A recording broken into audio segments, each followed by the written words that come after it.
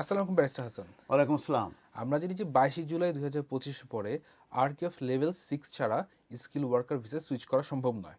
তবে এখনও কি আরকেএফ লেভেল 3 to 5 এই জবগুলোতে স্কিল ওয়ার্কার ভিসা পাওয়া সম্ভব? আনসার হচ্ছে ইয়েস।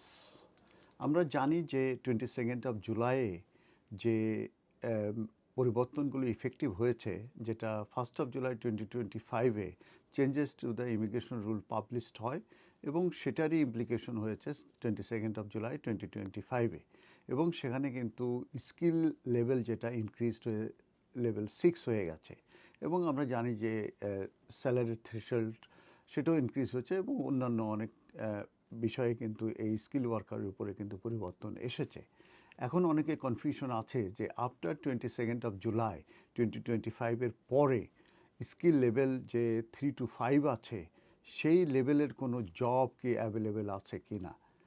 সেই কনফিউশনের জায়গা থেকে আমি বলবো যে এখনও কিন্তু এই skill level 3 to 5 job available আছে এবং সেটার একটা লিস্ট করা হয়েছে এই 22 জুলাই 2025 সেটার নাম হচ্ছে টেম্পোরারি শর্টেজ লিস্ট।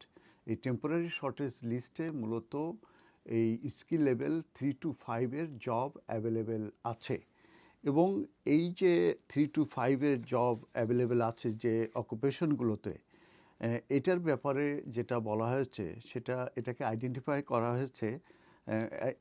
করেছে, সেটা হচ্ছে department for business and trade and her majesty's treasurer এবং এটাকে বলা হয়েছে যে এটা একটা ভেরি ইম্পর্ট্যান্ট ইউকের এবং মডার্ন যে ইন্ডাস্ট্রিয়াল স্ট্র্যাটেজি আছে সেইটার জন্যই কিন্তু এই মূলত টেম্পোরারি শর্টেজ লিস্টটা করা হয়েছে এবং এই যে মডার্ন ইন্ডাস্ট্রিয়াল স্ট্র্যাটেজিকে মাথায় রেখেই কিন্তু এই লিস্টটা তৈরি করা হয়েছে।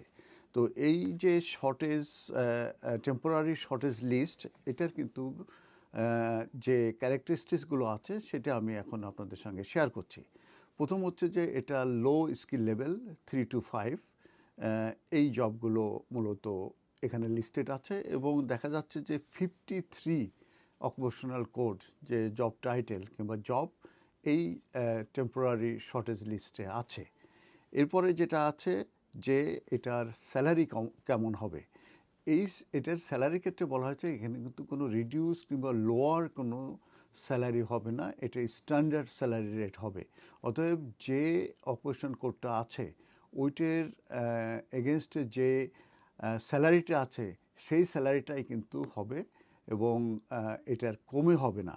সেই ক্ষেত্রে আমি যেটা রিসার্চ করে দেখলাম যে আওয়ারলি রেট £17.13 হতেই হবে, কারণ এটার ক্ষেত্রে কিন্তু কোনো রিডিউস স্যালারি রাখা হয় নাই। এরপরে যেটা হচ্ছে যে এইটাই যারা মূলত সুইচ করবে কিংবা এটাই যারা ইন্ডিক্লেন্স নিয়ে আসবে ওভারসিজ থেকে, তারা কিন্তু তাদের ডিপেন্ডেন্টকে নিয়ে সুইচ করতে পারবে না কিংবা ডিপেন্ডেন্টদেরকে কিন্তু ইউকেতে আনতে পারবে না। অতএব নো ডিপেন্ডেন্ট এই যে টেম্পোরারি শর্টেজ লিস্ট আছে এই অকুপেশন কোডের যারা মেন অ্যাপ্লিকেন্ট আসবে তাদের ডিপেন্ডেন্ট হিসাবে আনতে পারবে না। আর এই লিস্টটা কিন্তু টেম্পোরারিলি করা হয়েছে এবং 31 ডিসেম্বর 2026 কিন্তু এটা ফেজ আউট হয়ে যাবে। দ্যাট মিনস এটা কিন্তু আর থাকবে না। আর এটা কিন্তু একটি মানে লং টার্ম শর্টেজ, যেটা ম্যাক বারবার এটাকে বলেছে, কিন্তু আমি বলেছি যে 31 ডিসেম্বর 2026 পরে কিন্তু এই যে টেম্পোরারি শর্টেজ লিস্ট এটা কিন্তু আর থাকবে না।